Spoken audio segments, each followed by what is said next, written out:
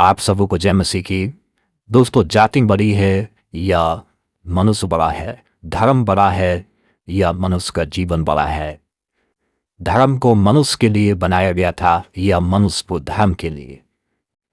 दोस्तों, धर्मशास्त्र मनुष्य के लिए लिखा गया था या मनुष्य को धर्मशास्त्र पे मानने के लिए बनाया गया था?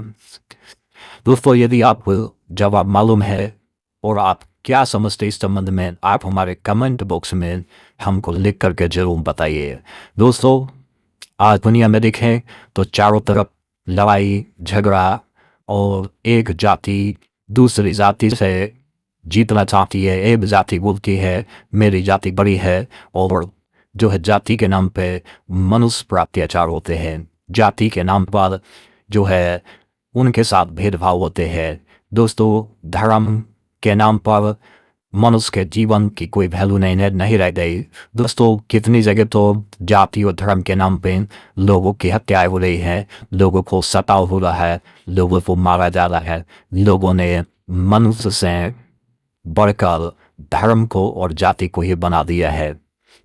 दोस्तों, यदि संसार में मनुष्य नहीं रहेंगे तो आपका जाति और आपका धर्म कहाँ लागू होता है और आप कैसे रहेंगे? दोस्तों, इस वीडियो के माध्यम से बहुत सारे सवालों पे जवाब हम जानेंगे, इसलिए आप हमारे साथ इस वीडियो के अंत तक जुड़े रहिए। आज का विषय सूखे हाथ वाले मनुष्य की चंगाई की कहानी। मत्ती रचित सुसमाचार 12 अध्याय 9 से 13 पद। इस कहानी के माध्यम से हम लोग सीखेंगे। यदि दोस्तों आप हमारे चैनल में पहली बार विजिट कर रहे हो, नए हैं, तो इस चैनल को सब्सक्राइब कर लीजिए ताकि समय पर आपको प्रभु का वचन मिलता रहे, और इस वीडियो के अंत तक हमारे साथ बने रहिए। दोस्तों, आइए पहले इन पदों को पढ़ते हैं, ध्यान देते हैं, और उसके बाद हम जो है अपने विषय के ऊपर लौटेंगे। और वो चलकर उनके सभा के घर में आया, और वहाँ एक सूखी हाथ वाला मनुष्य था, और उसको परखने के लिए महायाजकों ने उससे पूछा, क्या सब्त के दिन किसी भी रीति से मनुष्य को चंदा करना उचित है?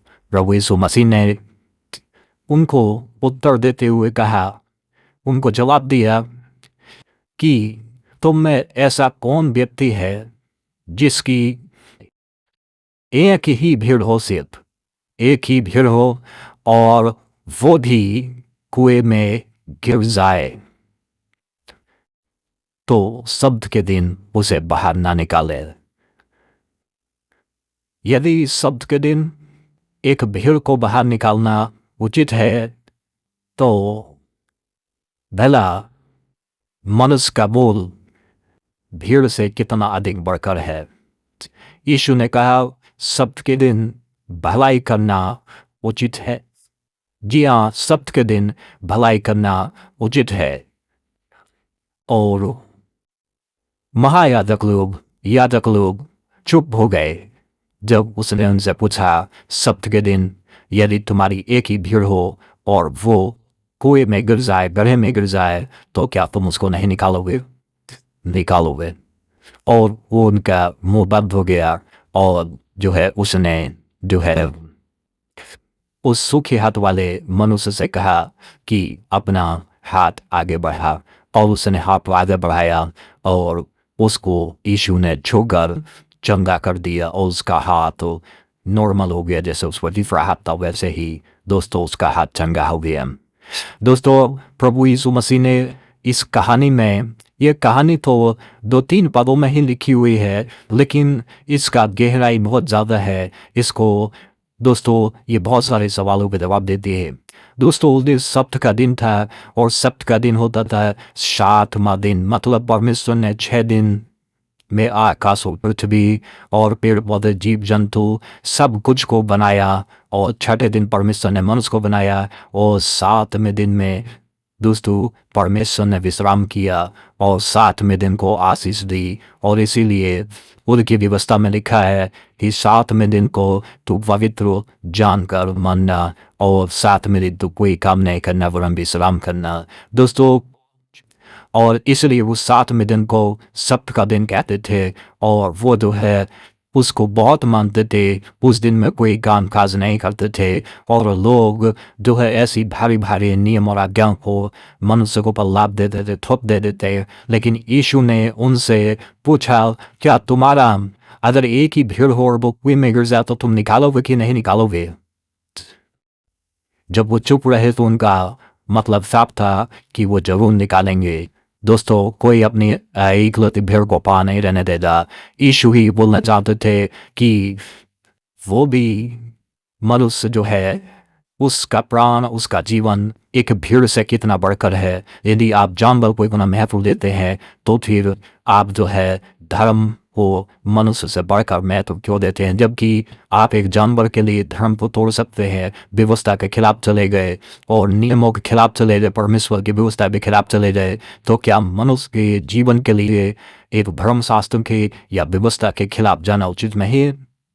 दोस्तों, प्रभु यीशु मसीह ने ये बात जो है साफ करके कही और साफ करके दोस्तों यीशु मसीह ने बताया।